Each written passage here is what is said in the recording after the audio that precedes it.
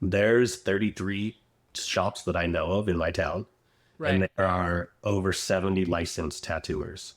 And Yeah. most of them have started tattooing within the past 3 to 4 years when the tattoo school opened up here. The closest Right. one before was about 2 hours away. And they're all competing with each other. And it's kind of a race to the bottom. They're all kind of undercutting each other. They're all, constantly doing flash deals, still pricing their flash like it's the mid 90s. I don't know how they're surviving.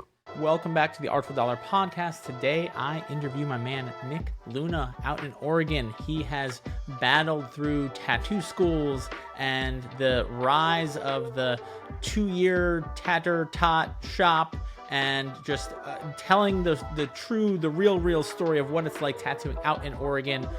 He is also one of the tattooers that I've had the honor of getting to work with, helping him with his money, his marketing, and so just sharing his overall experience. He apprenticed under Jeff Gogwe, and he just has such a fascinating career and is someone that is really about that life as a tattooer, that growth mindset. He is internally motivated, he is dedicated, and I wanted to share some of the lessons that he has learned from his life and his experience with you all in hopes that it makes you a better tattooer, a better business owner. We share some marketing tips, we share some tattooing education, and overall, just a very valuable episode. So check it out with Nic Luna. Today, we have none other than Nic Luna. He is a tattooer out of Oregon. How long you been tattooing, Nic? 10 years now. 10 years, and you own a shop? Mm-hmm. How long 7 years. For 7 years, wow.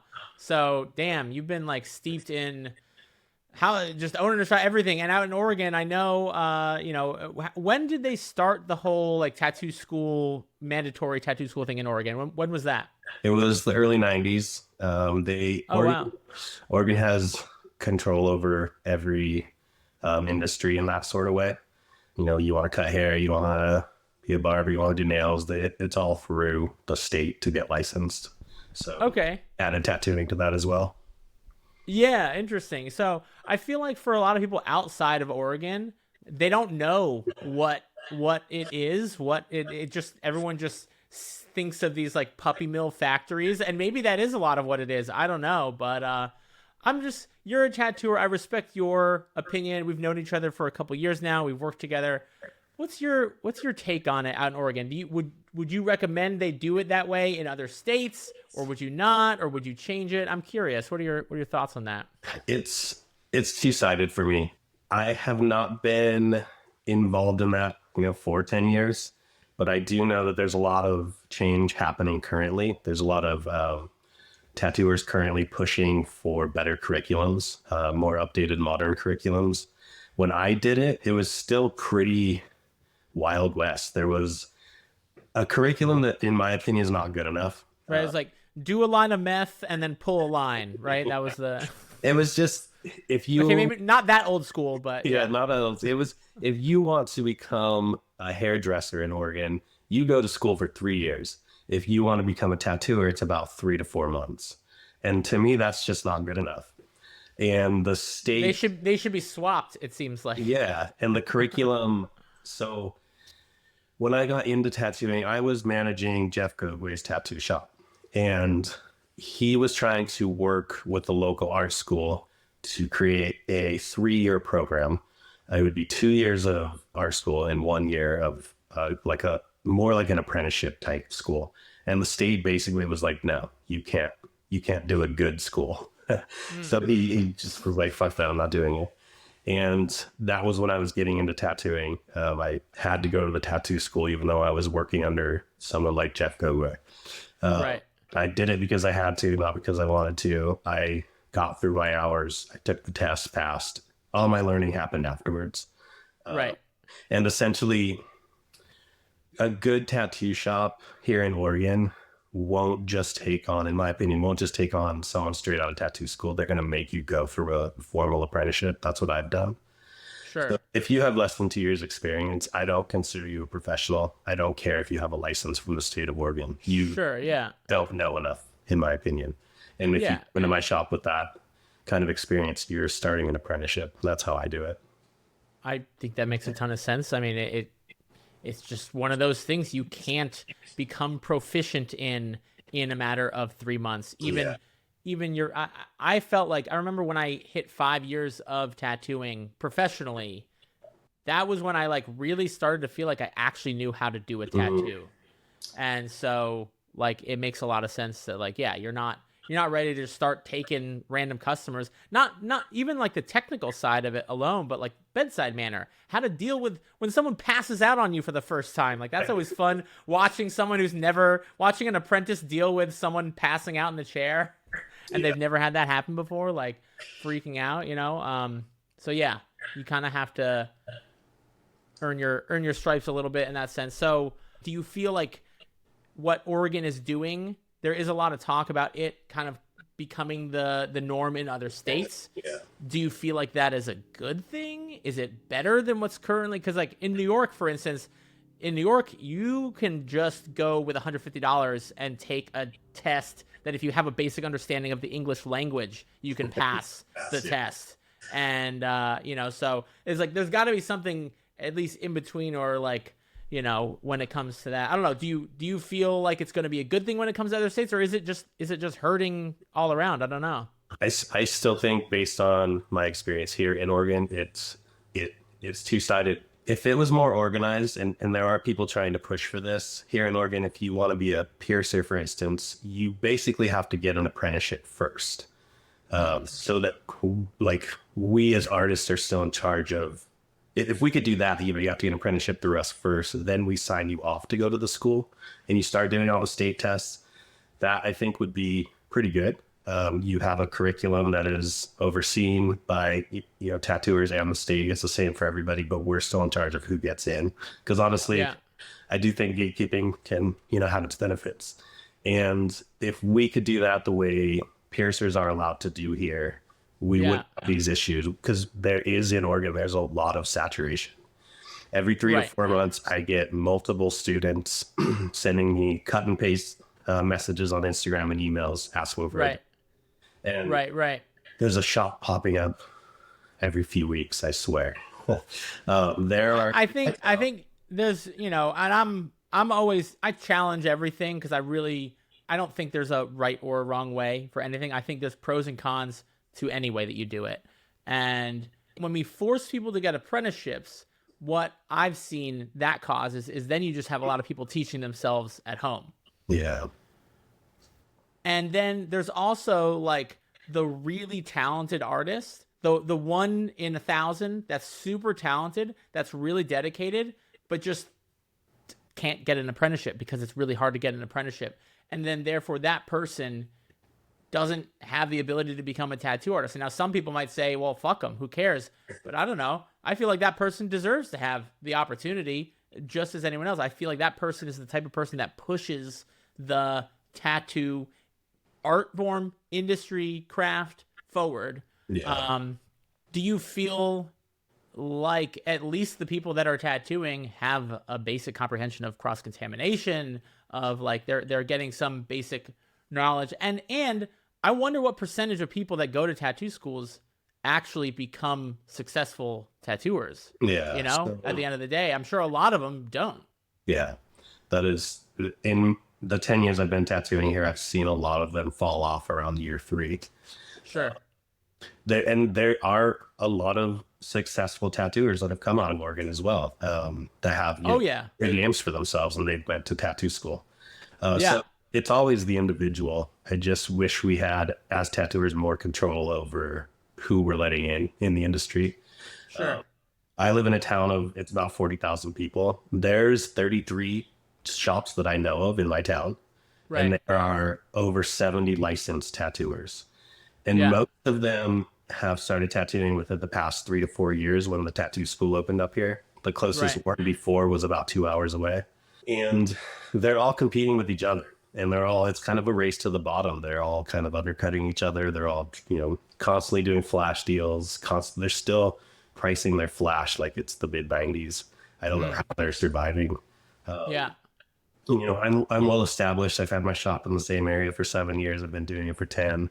So how do you, if you've had a shop for 7 years in Oregon and you're seeing all this saturation and people undercutting pricing with, flash deals from the 90s, how do you compete with that? Or what are you doing differently?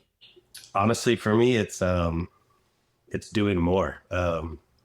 It's constantly traveling to conventions, doing guest spots, seminars, continued education to a higher degree. A lot of what I see is tattooers, they plateau around year 2 or 3 and they just don't really get that much better. Or if they get better, it's at a slower pace.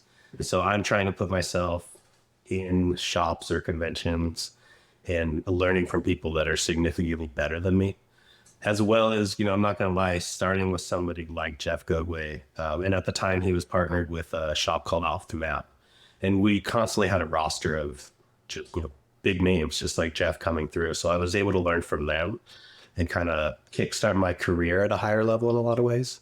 I think, that was just unique to me. I also try to offer that to the tattooers at my studio. So I'm paying for them to go to seminars. I'm paying for them to do continued education, things like that. And you can see if they apply themselves, the artists at my shop, they're excelling more so than the people around us. Right. It's like either your prices stand out or your work stands out. Yeah. And then, you also have the other phenomenon, which is there are tons of crazy talented tattoo artists.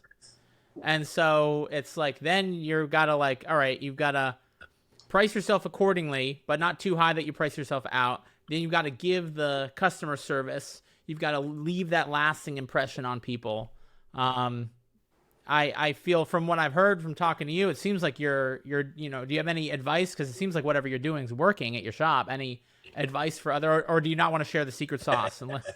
No, I'm totally down to share. Honestly, a big thing is what I've already mentioned. Just, you're never not, in my opinion, you're always an apprentice to a degree. So go learn under people that are better than you. Go to the symposium that you just went to, go do the Explore conferences, go do the educationals that are at the conventions, go get tattooed by the people that are better than you. And then things like taking courses like your marketing course. The marketing, especially in the market as saturated as it is here, I feel like that alone just took me up a notch. That every tattooer in my town, if they took your course, I think they would be so much better off. Why is that? What do you feel was so impactful about taking the Artful Marketer program? A big thing was, like most tattooers, that wasn't something I really learned. When I came into tattooing, it was, just hanging out at the shop, waiting for walk-ins. A lot of it's word of mouth. The shop I did work at, we did more marketing.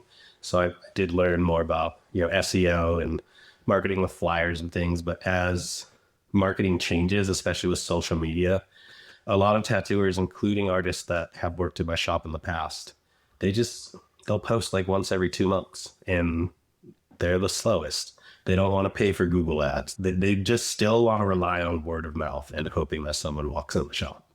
And I just don't think that is enough anymore. That is still an element that does exist, but it's just, there's so much more and you have to keep up with it. And the end of the day, social media, for better or worse, whether you like it or not, it is the tool that all other marketing you do is going to be impacted by. Your website, your email marketing, your local marketing. It all gets driven to your social media page. And I always tell people the point of content is not to get more clients. The point of content is to make it easier to convert those followers into clients, to nurture the relationship, to warm them up. Anything you've learned? Because I feel like you really embrace social media. Oh, first of all, did you always embrace social media? Did you? Nope. Well, let's start there. What happened? When did that turn for you? I actively resisted it. So when I first started tattooing, Instagram had been around for a few years. So, I got one. I would post occasionally. And then when I started tattooing, I was like, okay, I got to post more. I got to treat this like a business. And then probably about 5 or 6 years in, I just hated social media, especially when it started really changing and becoming more video oriented, things like that. I didn't want to be on camera. I didn't want to post. I would go months without posting. And I'm still just relying on word of mouth and having a good reputation in town and whatnot.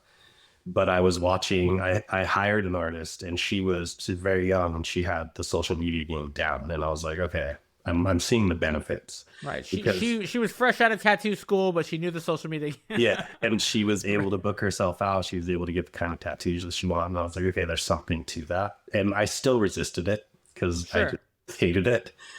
But I started slowly warming up to it and learning more about it. And then I think really what happened was when I took the marketing course from you and the finance course, I really kind of was like, the mindset stuff that you walk us through, especially the, what is it?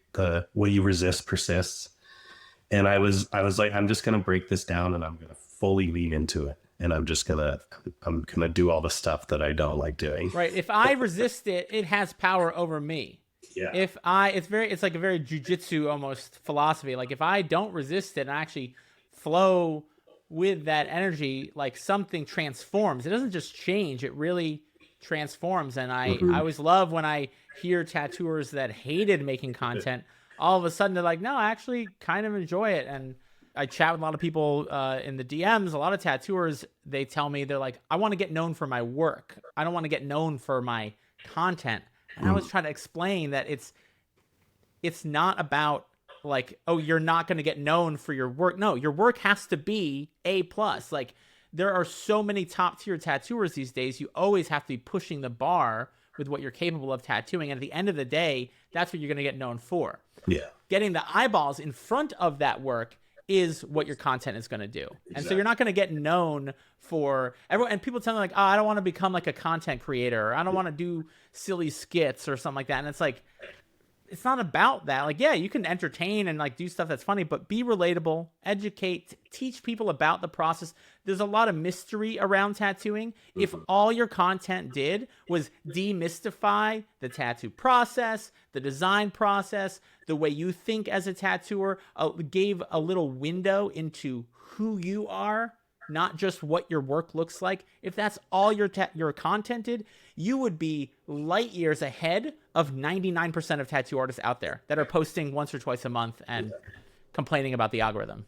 Yeah, and that's what it was for me. And especially, at first I was trying different things. I was trying some educational stuff. I was trying, inspirational things like that. I really fell into more like entertaining, and part of it was that's what I like to consume. That's the pages I follow the most or enjoy the most are ones that are funny. I like memes. And also, most people, when they get tattooed by me, like, we're having a fun time. I like to have fun. I like to make jokes. I like to entertain in a way. And that's the experience they're getting from me. But before I was putting that out there on social media, people just thought I was like this big, scary, mysterious tattoo artist. And now they're like, oh, he's actually just really fun guy to get tattooed by. And I've had people have commented on some of my posts like, oh, this is great marketing. I want to get tattooed by you just because of your videos. That's it. And you clearly make a lot of humorous, funny, relatable content. And I think a lot of tattooers are afraid of that. I don't know why. Like, why are you afraid of just being funny and silly and like having a good time? And if that's not authentically you, don't do it. Like, you don't need to. But that is authentically who you are. So your content reflects that. So it's great. It's perfect. I work with a lot of tattooers that are a little more not so loose. And I even, to those tattooers, I say, like, loosen up a little bit. Like, I think also, it allowed me to have fun with it too. And it did feel like work at first. It was uncomfortable. And when I finally fell into like my niche with it, it's fun. I enjoy creating content. I like coming up with new ideas. I like switching up. At first, I started doing more of the like lip syncing reels and relating those to tattooing. Currently, I'm doing more like meme based type stuff, finding other content and appropriating it for tattooing. And I have other ideas for what's next, but it's all meme marketing is a whole thing. There's like whole courses and seminars I've seen just on like how to create your own memes, how to repurpose other memes. I mean, it really is. Some of my most viewed content that I've shared are just stupid memes that I've made, but they got eyeballs on what I'm doing, and that's and it's like memes will either turn people off. And if that's the case, like, cool, like, don't work with me, don't follow me, or they will like completely draw people in, more deeply. I think that's kind of what's either they won't relate to it or they will literally be turned off by it. So anyone listening, don't sleep on meme marketing. And again, people are like, but I want to get known for my tattoos. It's like, chill out. You will keep making great tattoos. You will, but use these tools available to us. It's like, so apparently 88% of listeners have not left a review or subscribed. And I'm going to get right back to the podcast in just a second. But if you have found this episode helpful and you think that other people would benefit from listening, then all I ask in return is please just leave a quick review and subscribe. It'll take just 1 minute and it might help other tattooers and other artists find this podcast and help them out. So please, it would mean the world to me and it might actually make a difference for someone else. Thanks. Use these tools available to us. It's like Apple computers, Apples, they're not the best computers out there. They're not the most powerful. They're not optimized to do, PCs tend to be more powerful computing machines. They're maybe arguably better machines, better quality, but Mac has really great marketing and really great user experience. They're not the best, but they have really great user experience and really great marketing, and that's why they're dominating in the computer world. And so, again, if tattooing was just your hobby, don't worry about marketing. Don't worry about content. Just make the best tattoos that you can. But if it is your business, if you trade tattoos for money, and it's a business, all businesses have to worry about marketing, and you're in now arguably one of the most saturated markets in the world. Probably, is that why you felt compelled to kind of focus more on marketing, as you saw more tattooers are coming into the space? Yeah, it was in both locally and national and international scale. The popularity of tattoos and tattooing it seems like it's growing exponentially. Maybe it's hit a bubble, who knows? But I want to stand out and creating memes, and nobody in my town's doing anything like that. A lot of tattooers in general aren't doing anything like that, and particularly, honestly, a lot of tattooers that are creating meme type stuff, it's for tattooers. I'm trying to do it more for the client. Occasionally it's for the tattooer, but sure, focus more on the client. And nobody's doing it. I'm just not seeing it, and I think that is a big reason why I'm not having a slow season. I'm booked out till April. I'm not experiencing the normal. Right. It is December 26th as we record this. Yeah. I'm not. Honestly, I had to reschedule a bunch of clients last week because I got sick, and I was stressed because I was like, fuck, I got to squeeze it in on my days off because I don't want them in April. So I'm not experiencing any of that. And it is because I do, I want to say I do good work, but it's because I'm putting myself out there in front of people more so than anyone else is. At the end of the day, that's the change that's happened in tattooing. And years ago, you didn't need to do anything. You could pull a half decent line and have a heartbeat and sit in a chair, and you could make six figures as a tattooer. I knew terrible tattooers that were pulling in, $80, $100, $120,000 a year tattooing. They didn't know it because they probably weren't keeping track of it. But I know that they were easily doing that because I worked with them. I knew what I was making. And they weren't talented tattooers. You didn't need to do that. You could just show up. And that's the big shift. Any other major shifts? I don't know. Anything else you're noticing in Oregon? It's just a unique. I don't know anything about Oregon tattooing. You said, there's some changes happening with schools and stuff like that going on. Yeah, there's so you had Riley on your podcast a while ago. Yeah. I'm pretty sure he's on the board for the whatever does the tattoo stuff. Right. There's more tattooers that are getting on the board and trying to influence how it's done. I do know I've heard different people talk about trying to get it more to where you have to have an apprenticeship first before you go through the school. Or then there's people like Riley. I know that his school is run more like a traditional apprenticeship from what I've heard. Yeah. And then also it's becoming more commonplace in a lot of the schools. They'll tell you should probably get an apprenticeship after school. Sure. I have a degree in jewelry and metalsmithing from FIT, the Fashion Institute of Technology in New York City, one of the best jewelry programs in the country. When I was like learning to tattoo, I was also learning jewelry. I wasn't sure which direction I was going to go in. Anyway, I did 2 years at a college, accredited college, and then I did almost 2 years of an apprenticeship with one of my professors in his jewelry studio. And so I feel like in general, school teaches you enough to like start learning. Yeah. And maybe that's the point of school. And maybe that is the happy medium where like you go to tattoo school, but like you are not a tattoo artist by any means. You're not even an apprentice. You just have enough knowledge to then actually take an apprenticeship. I don't know, you know? Well, and the schools here, so they're teaching very good cross-contamination. It's the best that's out there. They're teaching, I know more about skin than most tattoo artists, just weird shit about skin that I don't even like. Something weird. Something weird that most tattoo artists don't know about skin. Oh, I can't even tell. Just it's almost like, what's a skin doctor? A dermatologist? Dermatologist. It's like you learn that. Yeah. And how to, apply to tattooing. Most of the time, I don't remember a lot of it actually. It's just, if you have weird skin, I'm not going to tattoo it.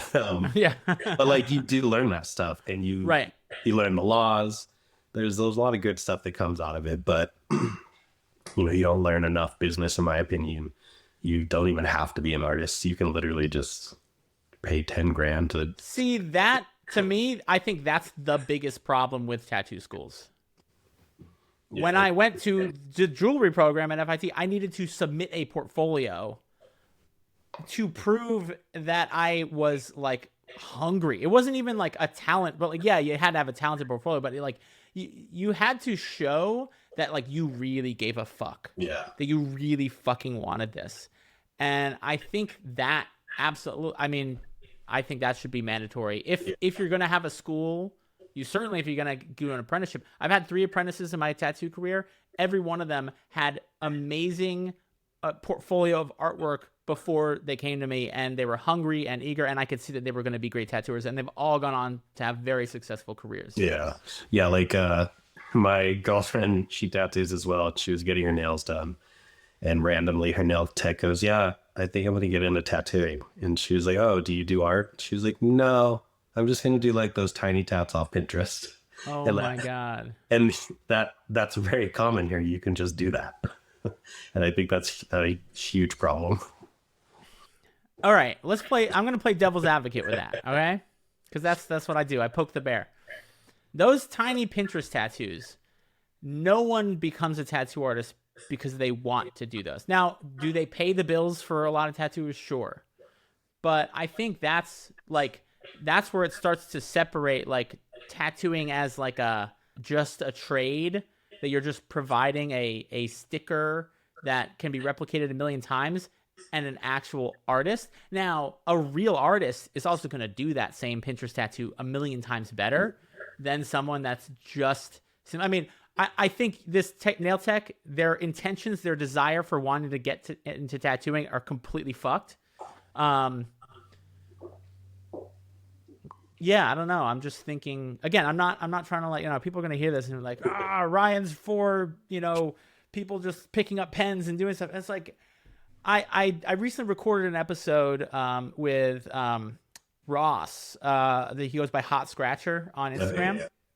We had I don't know if this episode might come out after that one, but really fascinating conversation about the art of tattooing, the art that's coming out of self-taught tattooers, and how it is so wildly different than what comes out of people that are surrounded by other tattooers doing tattoos that quote unquote look like tattoos, right? And there's actually some really cool stuff. Like, you can't argue with some of it. You're like, that's weird, but also like I wouldn't wear that on my body, but also I think it's kind of cool that someone's doing that. So I'm kind of like, I'm not really against anything. I think that there's a responsible and an irresponsible way to do things. As long as you're not hurting anyone. Like, that's kind of my thing. We don't have to like it. I don't think we're going to stop nail technicians from picking up tattoo pens and learning to tattoo Pinterest tattoos. So if we're not going to stop that from happening, what can we do? That's kind of my whole philosophy. Yeah. Does that make sense? Yeah, and for me, it's what you do with it. Having studied under Jeff Gogway, he was a scratcher out of his trailer in Grass Valley. That's how he Well, started. there you go. And he became one of the greatest tattooers in the world.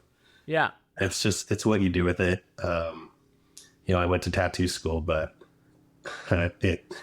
it's a point of something I don't like to tell people because I know how people respond to it.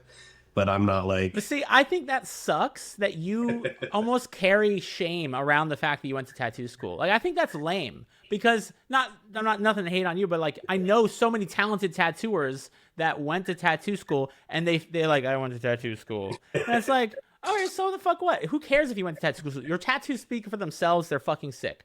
End of story. Yeah, You know? and what I'm trying to do, regardless of how I started, I want to give more to tattooing than I take. I want to approach it with respect as much as I can. That's it. And it's what I do that matters. It doesn't matter how I got into it.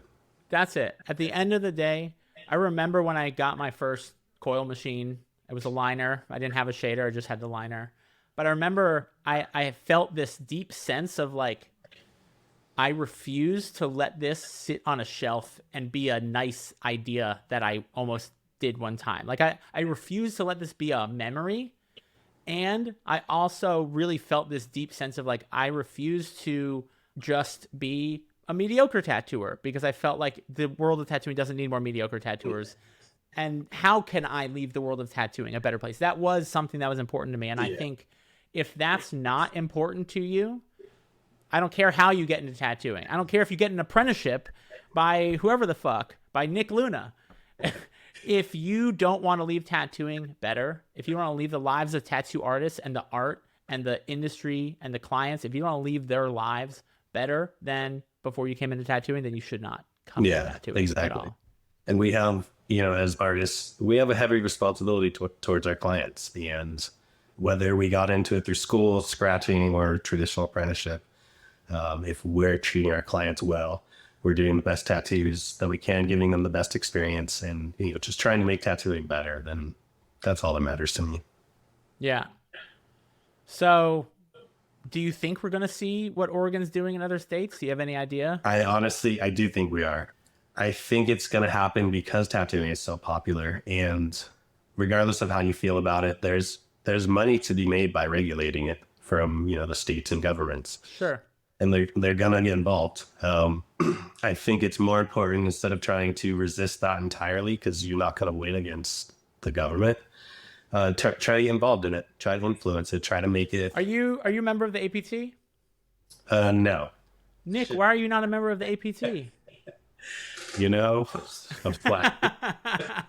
I volunteer with the APT. I've been a member now for a couple years, and that is really what the APT's whole purpose of being it is, a non-for-profit organization. They do not profit. I am not paid by the APT. I'm not sponsored by them, but I do want to give a plug for you and for anyone listening. Like, if you see regulation coming down the pipeline, if you see tattoo schools coming down the pipeline, those are the types of things that the APT, the whole point of the APT is legislation with representation. Like, they are against legislation without representation. So they are the body that represents the voice of actual boots on the ground tattoo artists. That's the whole purpose of the APT. And yeah, I see like the future is either tattoo artists get their voice heard and they unite to say, hey, what you're trying to do with this tattoo school thing, you're trying to charge $10,000 for 3 months and just churn out as many people as you possibly can. We don't agree with that. Yeah. And we think it should be done this way. We think the curriculum should look a minimum of this and this and this. If that voice doesn't come through the APT to all the bodies that are in charge, no, it will not come through at all. And so I'm trying to get you, Nick, and everyone listening. It's like, what the other option is, we just let them just run the show and see what comes out of that, And that won't be good. That won't be good, It'll be like what it is like in Oregon right now. Right. Any other thing, anything we can do to scare people away from that so that they feel encouraged to get involved? Any other wild things you've seen? What are some of the maybe wilder tattoo school, I don't know, things you've seen? I mean, some of it's like, there are some people that are running good schools. They're teaching the best that they can with the curriculum that they're handed to them. Yeah. They're offering more than what the state demands. But a lot of them are cash grabs, and a lot of them are exactly what tattooers hate about them. A lot of them, you only have to tattoo for 2 years to open one. Like, that's insane to me. Like, that is wildly fucked. Yeah. You literally don't know shit. Are there tattoo schools that are opened up by 2-year tattoo artists? The one that opened up here locally, I think he was tattooing 2 or 3 years. And he was shit, dude. And he's a really good artist. He's a very good kid. He was my art instructor at a private art school I went to. Oh wow. So there was that. But there's that. I don't care how good of an artist you are. Tattooing is such a different thing, and it's a different beast. It's a totally different. And there's so much shit you can't learn in the first 4, 5, 6, 8, like even 10 years in. Like 10 years should be the minimum. It should be the absolute minimum. Hit 10 years, and I feel like I just really kind of figured it out. Yeah, especially figured it out enough for yourself, let alone figured it out enough to teach other people. Yeah, and even things like I'm guilty of this. A lot of people straight out of school, they can't get a job, so they go open up a school. Their own shop. I didn't do it immediately. I was working that way, but when that stopped working, I went and worked at another shop. It was about an hour from where I lived. Yeah. I didn't want to drive anymore. I didn't want to work at any of the other shops in town because they just weren't up to my standards. I opened my own shop at 3 years in. Granted, I managed Jeff's shop for like 3.5 years before I started tattooing, so it was more like 5, 6 years in the industry. Right. But it sucked. Opening up a shop at 2 years into tattooing sucked. And for like 3 years, I was like, I don't know if I'm going to be able to do this. And I just to know that there's so many artists that are just like, well, who's going to open up a tattoo shop? And there's like, they're all right next to each other. Like every other building in my town is a fucking tattoo shop. It's crazy. One of the things I like about the game of business, and I never used to feel this way. This is in the past 5 years of my life. I mean, it was really owning a shop and then, kind of learning about businesses. Business doesn't care what you think or what you feel or your opinions. Business is, there's a gap, and where there's a gap, people will come to fill the gap. And then you have to learn to adapt to those changes. And so like we can get totally, and then obviously there's also regulation in business. And I think 100% like being a tattoo artist for 2 years and opening up a school is insane. But I get why tons of people are going to open up shops, because they either don't feel welcomed or don't want to for whatever, or they don't want to drive just like you. So there's a lot of people thinking the same way. I get it. And I think a lot of those are going to go under. I would attest. So that's the thing. In my town in the past 10 years or even 14 years that I've been involved in the industry, I've seen so many shops come and go. Yeah. I'm just waiting for all the new shops that have opened up in the past 3 years to see who makes it and who doesn't. And I feel like I have a pretty good grasp on who will and who won't, just seeing their work, seeing how they run. Do you worry about other shops opening up around you? Does that bother you? Does it concern you? It does, in the sense that I feel like they're kind of getting taken advantage of. They go pay all this money to the tattoo school. It gives them the bare minimum that the state requires, and then they're sent out into the wild. Why do you care? I think I care because because some of these people do have a lot of potential. Some of these people I think could contribute to tattooing if they just had some guidance. And there is the part of me that now that I've hit 10 years, I often think about what I can do on a more local level to try to offer some guidance to these people. Maybe do, my own like Oregon specific business seminars, or try to get some of the newer tattooers some practical advice that they can apply to their tattoos. It's just kind of in its idea phase right now, but it is something I think about often. I've been doing it long enough. I'm established enough. I'm not struggling or anything. What can I do for the local tattooers? Yeah. But we'll see where that goes. I think that's awesome. I love the idea, again, I just got back from the Eden Symposium, seeing tattooers use their decades plus of experience. Once you've hit 10 years, you have something real to teach people. In any field, tattooing, nails, hair, whatever. And I think it's so smart. And I think that's what's going to push the industry forward. If everyone 10, 12, 20 years, whatever in, is just hoarding any knowledge that they've got, one, it straight up holds you back. Yeah. Like when I took on my first apprentice, that I remember I felt like my tattooing jumped leaps and bounds. I became so much of a better tattooer because it forced me to think about why and how I do things. And then I would catch myself doing things that wasn't exactly the way I told them, like stretching differently or angles or pull, and I'd be like, oh, I'm not sure I'm doing it the way I'm teaching it. Maybe I need to like kind of reassess, how I do this. And it did. It made me, I think anything that causes you to shine the light of awareness on yourself, on what you're doing, is going to make you grow in that area. Just like any of the work that we've done together, the Artful Dollar program, like shining the light of awareness on your relationship with money, improve your relationship with money. Shining that light of awareness on your craft, on your marketing, anything. You spend any amount of time heavily focusing on that area, you're going to grow in that area, especially if it's guided focus, guided awareness, Yep, exactly. I'm going to get right back to this episode, but I just wanted to take a moment to speak to anyone that's feeling a little stuck right now in their tattoo business. Maybe you've noticed things have been slowing down a bit. Maybe things are pretty dead out there. I've talked to hundreds of tattooers who are experiencing that right now.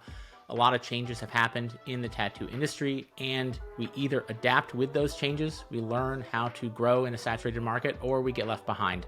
And for anyone that is interested in actually having a marketing strategy conversation one-on-one with me, there is a link in the show notes with more details on how to schedule a call so that we can get you clear on what your next action is in helping you book more appointments consistently. So whether that is me giving you an assignment to do on your own, or we want to talk about what it looks like to continue to work together, either way, you're going to get the clarity that you need to take the next action in your business. So check that out. I do charge a small amount for these appointments, but like I said, even if it helps you book just one appointment, it will be worth your time, energy, and money. And I look forward to getting to chat with you. So check that link out in the show notes, and let's get back to this episode. I think that tattooing in Oregon would benefit from that. Yeah, and when I first got into tattooing locally, Jeff was one of the guys that was doing that. He often had seminars at his workshop or at his shop and stuff. And nobody's really doing that now.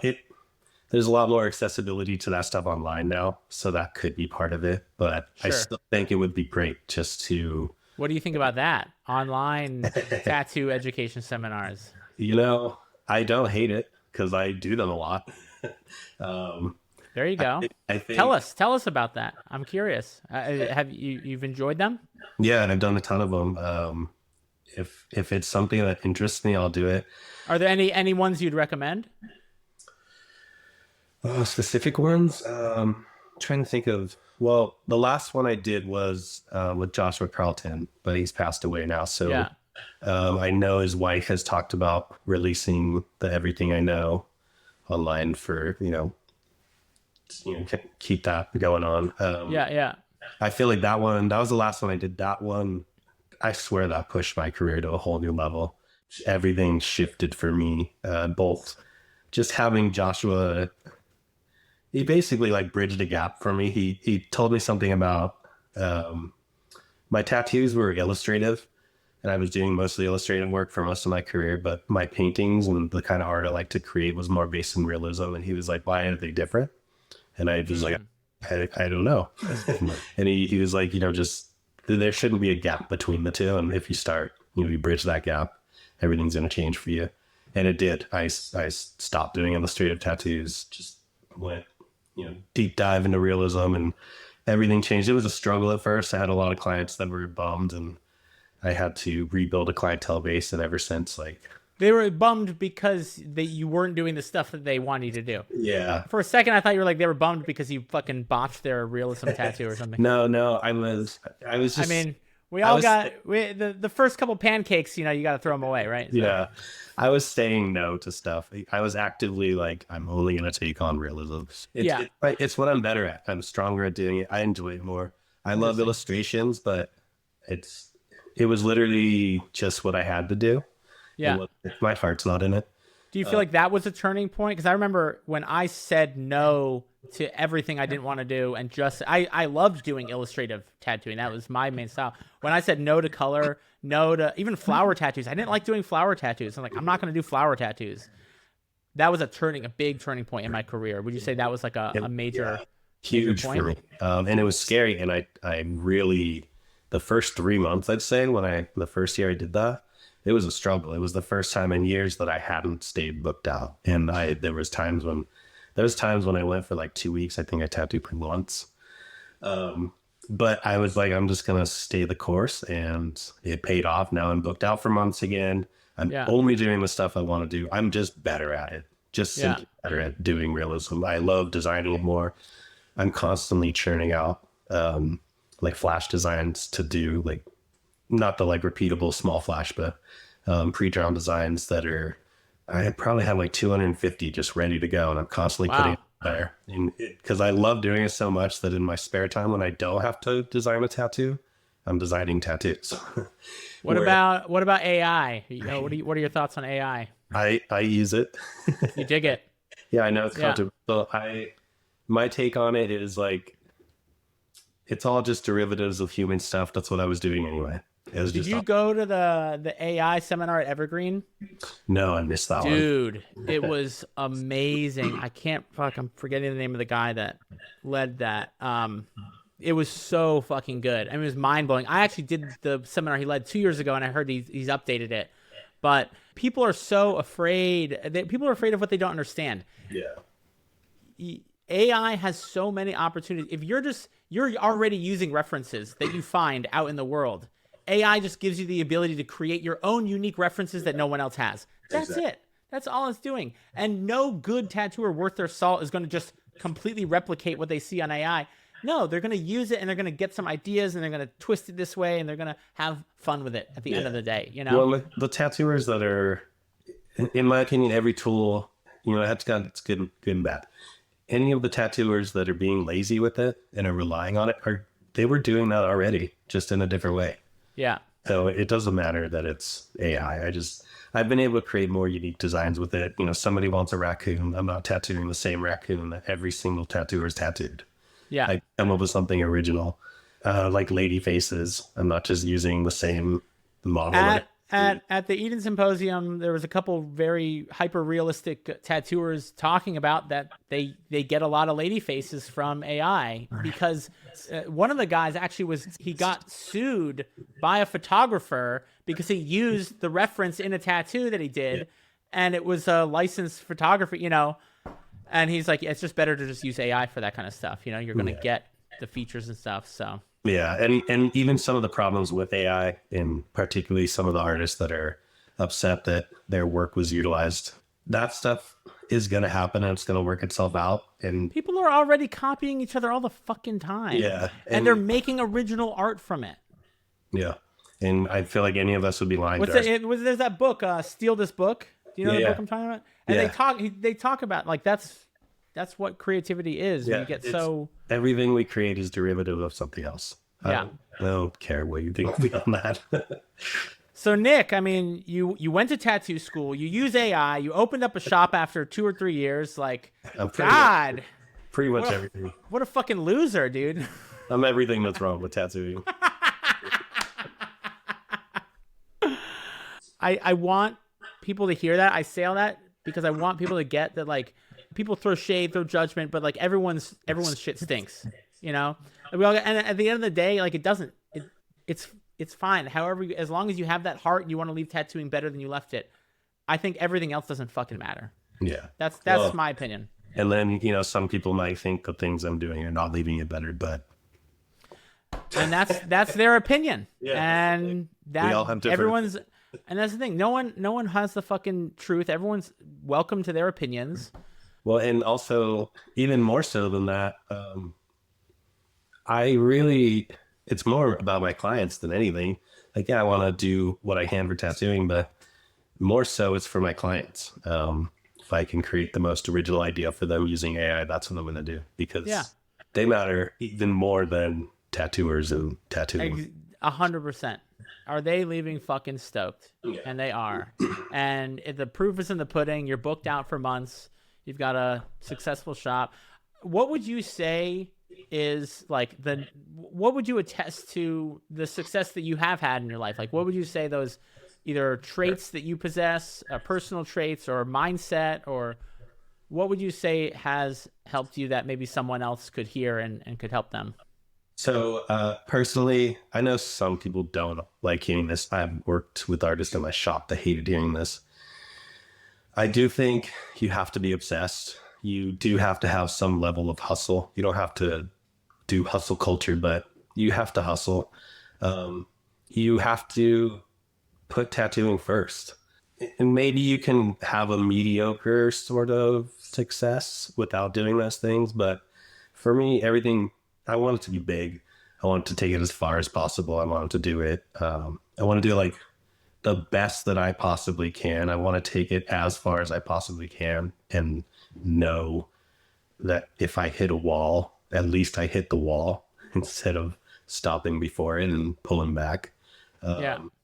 And really, it's just, for me, I do think fundamentally it is obsession. I put it before so many other things in my life, and it's passion. I love it. Like in almost an unhealthy way. And that people talk so much about life balance, being balanced. Like, I personally, fuck balance. Yeah, I don't. Like, if you want to be exceptional at something, if you want to be extraordinary at something, you have to be unbalanced. Yeah, and I don't want balance. Yeah, you can't be extraordinary and be balanced. That doesn't make sense. And something I learned too, I don't remember who, it was another tattooer. He proposed the idea that maybe balance isn't like walking on a tightrope perfectly straight. Maybe it's swaying one way real far and then the other way real far. So one way I'm really doing everything for tattooing, the other way I just need to take a break because I'm burnt out. But as long as I don't fall off, that's some type of balance. What you're saying also reminds me of something I was asking some of the presenters at the Eden Symposium. What advice would they give to other tattoo artists? If they could give one piece of advice. And I'm asking some of the best tattoo artists in the world, so I want to get the best advice. And something Nick Baxter said, he's like, you have to be about that life. Yeah. In whatever way that is true for you. Like, you have to be about that fucking life. And I was thinking about that. And me and Nick, we've been friends for a while. Like, I have so much respect for him. And I was thinking about it a lot because I retired from tattooing 2 years ago. I tattooed full time and I was fucking about that life. Like, everything. I bled, sweat, cried fucking tattooing for 13 years. And when things with the Artful Dollar and now the Artful Market, but started to really take off, I just honestly, I fucking love seeing tattooers thrive and just break through their boundaries and paying off debt and growing their savings and making more money. Like, I get high off that shit. That same high when your client looks in the mirror and they're just like, oh, damn, that looks so fucking good. When they're so lit, like, and you feel like $1 million. That's how this work that I do makes me feel. But I also really hated the feeling that I couldn't give tattooing 100%. I knew I couldn't give tattooing 100%. And some people might hear that and think whatever, like, I'm just being honest. Like, I love tattooing, and I still tattoo on occasion. I still make art. I play music, I draw, I write. But I kind of feel like I love tattooing so much, if I can't give it 100%, I'm not going to do it. Yeah. And this is my way of making an impact on tattooing. I always wanted to make some kind of impact on tattooing, and this is it. And there's a whole bunch of imposter syndrome in me, and a whole bunch of, that old mentality of like, womb to tomb, But yeah, I love tattooing, like, more than anything. And this is my I was contribution. even say maybe tattooing is more than just the act of tattooing. Like, how many people are creating really great inks for us that aren't tattooers or really that involved, or really great needles, or innovating tattooing in ways that tattooers who tattoo are going to do. And I think someone like you're contributing to tattooing, in my opinion, in ways that is like long overdue and very necessary. And I appreciate that. I mean, your course has changed my life significantly. It's just beyond words. Like, everything about my career is better because I took your course. Everything about my tattooing is better because of your course. So essentially, like, I feel like you're still giving it your all, just in a different way. Yeah, I have to give my all. I'm about that life in the way that looks true for me, and the way that looks true for me wouldn't look the same for someone else. And I think, again, however you got into tattooing, whatever tools you choose to use or don't use, like, to thine own self be true, and be about that life in whatever way is true for you. And only you can know that, And so that's why I was telling people, like, don't worry about other people. Don't judge what other people are doing. Just worry about yourself. Yeah. Just keep your head down, keep focused on what you are up to, and do the best you can in all areas of your job, your craft, your career. Let everyone do it however they want to do it. So, yeah. And that's the beautiful thing with tattooing, is it's so diverse. It is. The kind of tattooers, the way we approach things, the styles, just everything. It's just so different from person to person. Yeah. And I could say, I think the thing that I see from hearing your whole story in your career is you never stopped investing in yourself the whole way through. And I think that is a big difference between tattooers that continue to invest in themselves, their education, their growth, and tattooers that don't. And you got to spend money to make money. It's just one of the rules of business. I just got back from Scotland. Me and the rest of my shop, we went there to go see one of Jeff Gogway's seminars about tattooing. That's amazing. That's fucking cool. It was also a tax write-off and a bit of a vacation, but 100%. But I'm never gonna stop learning. I invest hundreds of thousands of dollars every year into myself and my career. That's amazing, and it's paid off. It sounds like it. It's definitely paid off, and sometimes it doesn't pay off. I've taken courses that I was like, yeah, me too, 100%. No one, you take investing like a stock market investor. No good investor wins 100% of the time. Yeah, the best investors probably lose more than they win, but the ones that they win make the losses worth it. Yeah, that's exactly. And to be honest, most of the education I've taken, I've gotten the lesson I needed. I might not have gotten the lesson I wanted, but I got the lesson I needed, Yeah, totally.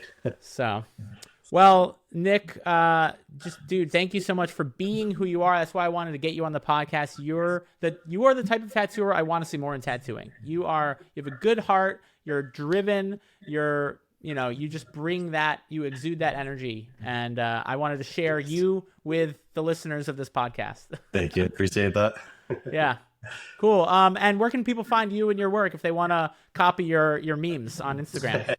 I am at Nic Luna Tattoo on Instagram and TikTok and Facebook and YouTube. All the platforms. Do you make YouTube content at all? Not yet. I do have some ideas. I want to start telling the client stories behind the dude, that is such a good idea.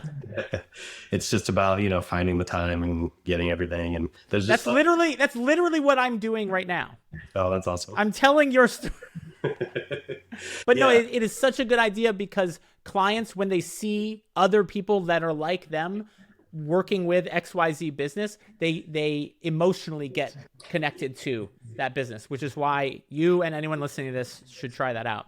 Yeah. And it's currently, I'm just got a lot going on this month. Sure. Moving and everything. But planning on trying to get that going as soon as possible. Even if you did a couple, even if you only ended up doing 3 clients and you had those YouTube videos out there for random people to find, you get the SEO in, because everything on YouTube can easily be found on Google. So find keywords to throw in there, and then put that shit on your website. And then you've got this amazing trust builder that you put time and energy into once, and it lives forever on the internet, building trust with future clients. I love that idea. Yeah, and that's the foundation of our jobs as tattooers, is to bring their stories to life on skin. Yeah. And I feel like time was to be told more. 100%. Dope. Well, I like that we're leaving people with that last little nugget, because I think YouTube and podcast marketing for tattooing is going to be huge in the next couple of years. So get on it. Cool, man. All right, dude. Be well. All right. If you found this episode helpful, one of the best ways for you to help other artists is to share this episode. Leave a review and subscribe. It helps other people find my channel, and you never know what a difference it might make for someone else. Plus, I will forever be grateful for your support. So I just want to say thank you and have a great rest of your day.